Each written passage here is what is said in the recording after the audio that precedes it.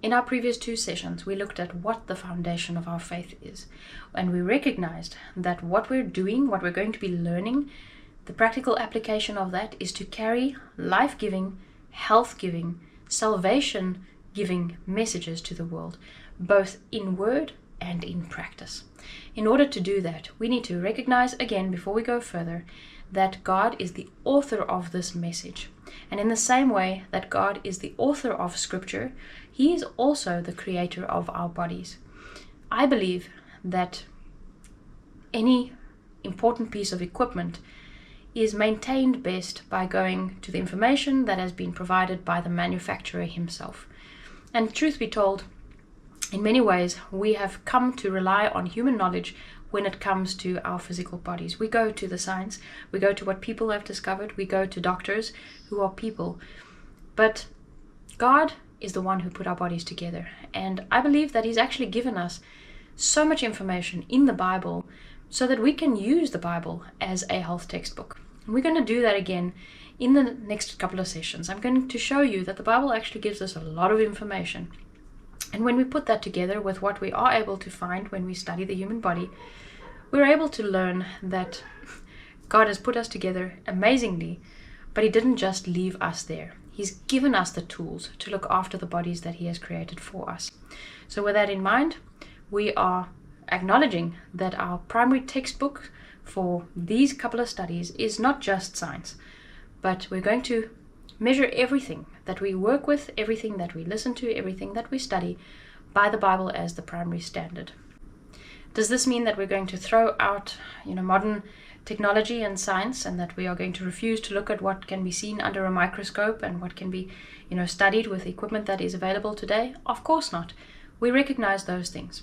But everything that we go through needs to measure up to the standard, and that standard is the Bible, not science. Now, with that as our foundation, let us dig right into one of the first and probably most important anatomy aspects that any medical missionary needs to understand. For us to help people and make any valuable suggestions for them regarding their physical health, which is connected with their spiritual health, we need to be knowledgeable about how the body is sustained and how we can look after it best, obviously. But in order to do that, we need to understand blood circulation. If you look at this particular picture, you see a couple of pipes, right? These pipes are not the source of anything. They don't produce anything. They're only channels. That is an important principle when we're looking at the circulatory system.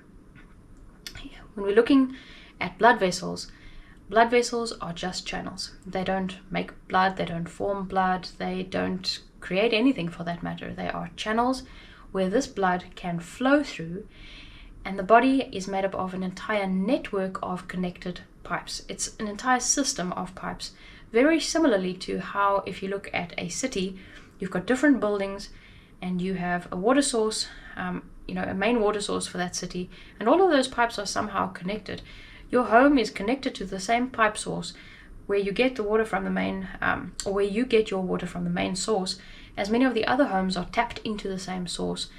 And just like that, the body is an entire network of pipes, and blood flows through all of these different pipes, circulating through, doing a very, very important job. Now, where are we going to find the information about what blood does and why blood circulation is important? We're going to go first and foremost to the Bible, because it actually gives us the answer. These verses that you see on your screen at the moment are verses that reiterate that the life is in the blood.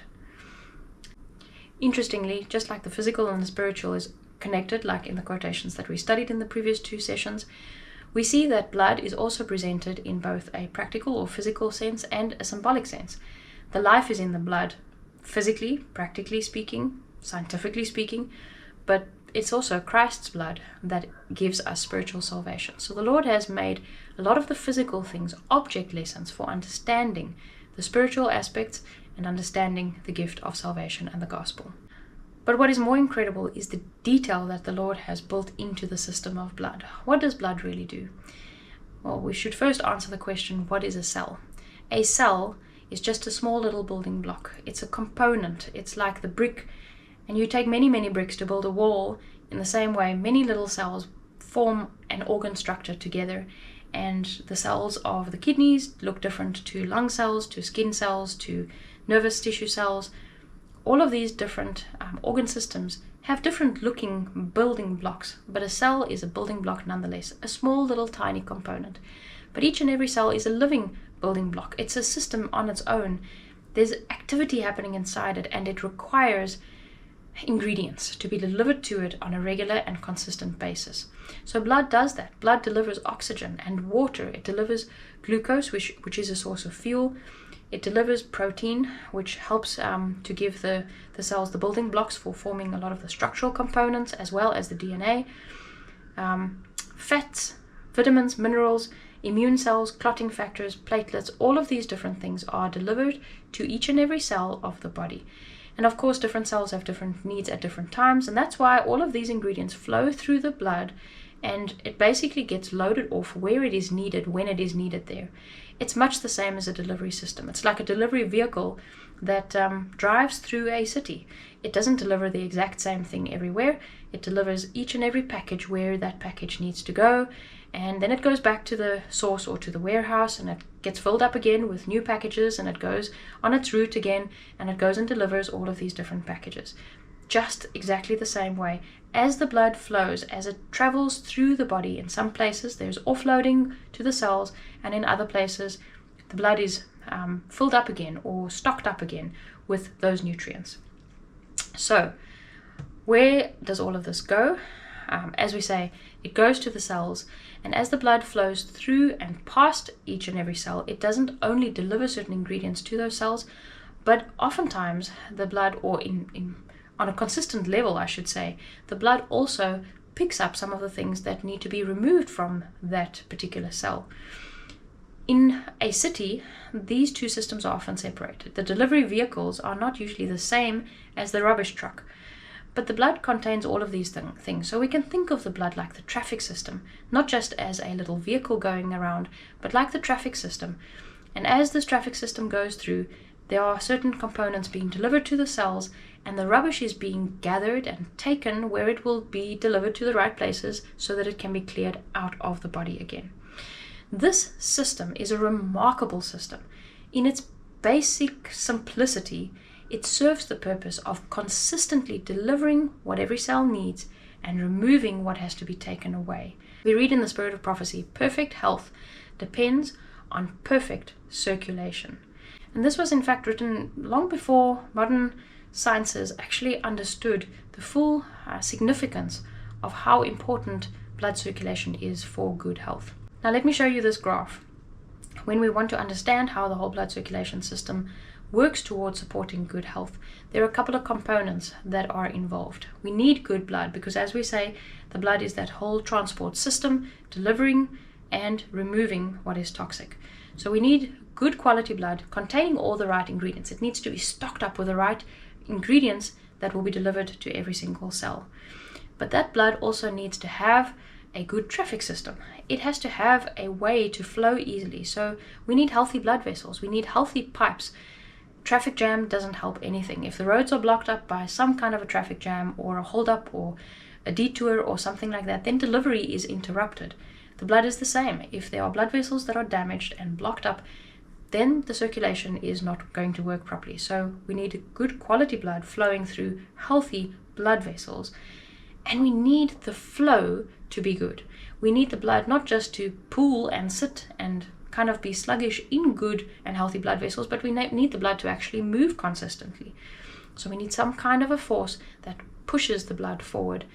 Healthy blood vessels, and good flow. And a combination of these aspects will support healthy cells.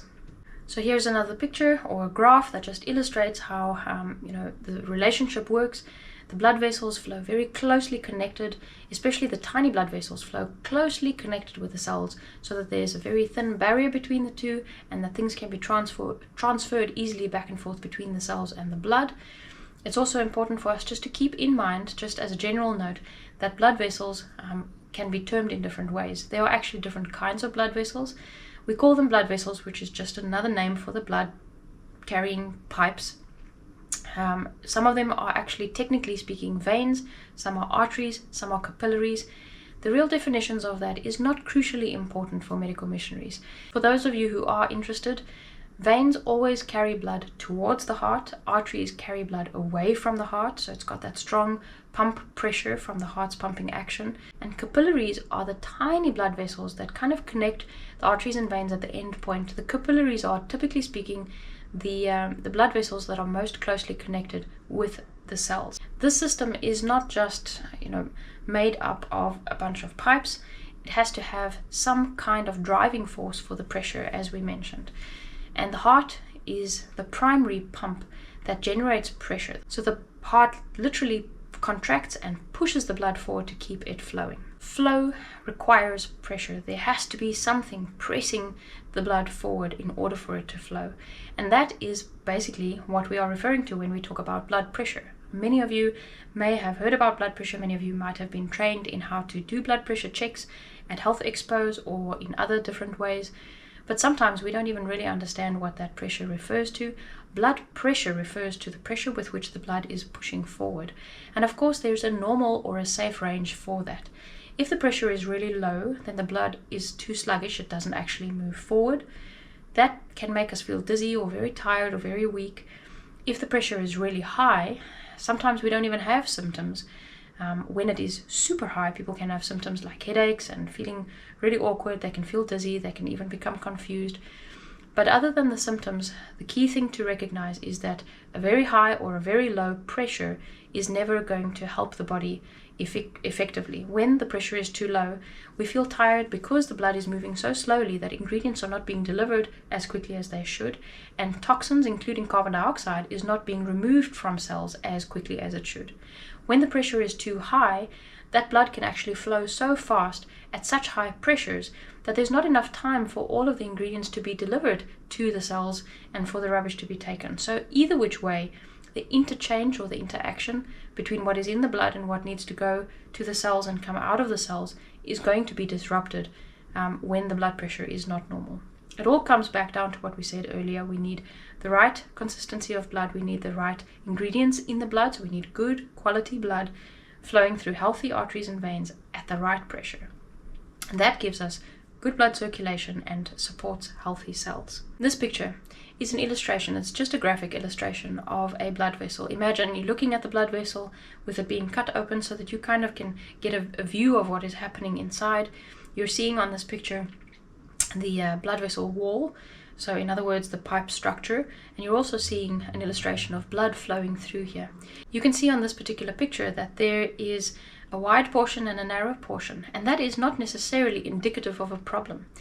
You see, the Lord has made us fearfully and wonderfully, like David says. Our blood vessels, and this is so remarkable, our blood vessels are not exactly the same as pipes in the sense that they are not static.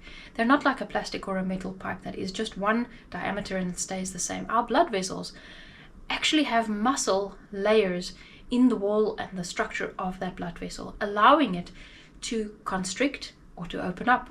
So the blood vessels in and of themselves can help to contribute to control blood pressure. The heart pump action has one part to play in controlling normal blood pressure, but the pipes in themselves can also get pulled into tighter, smaller lumens, or they can constrict to be narrower, or they can dilate to be wider, and this can contribute to blood pressure control. But it also shows us how this system is not just a basic level system. This is a sophisticated, perfectly designed system that is designed to support every single cell, a system that is designed to accommodate for change, to accommodate for movement, to accommodate for different hydration levels, to accommodate for various different factors, to keep us well. The Lord wants us to be well. He says so in his word. He says, I wish above all things that it may be well with you. I know that's a disciple speaking, but even Jesus said, the thief comes to destroy, but I have come that you might have life and have life more abundantly. God has given our bodies necessities. He has built healing and life-giving structures and systems into the body, and he wants us to know how to support that. So I hope that you will join us again for the next session where we dig a little bit deeper into how the circulatory system, when well understood, can be a valuable key that unlocks a couple of really important remedies for us that we can use when supporting people suffering from disease.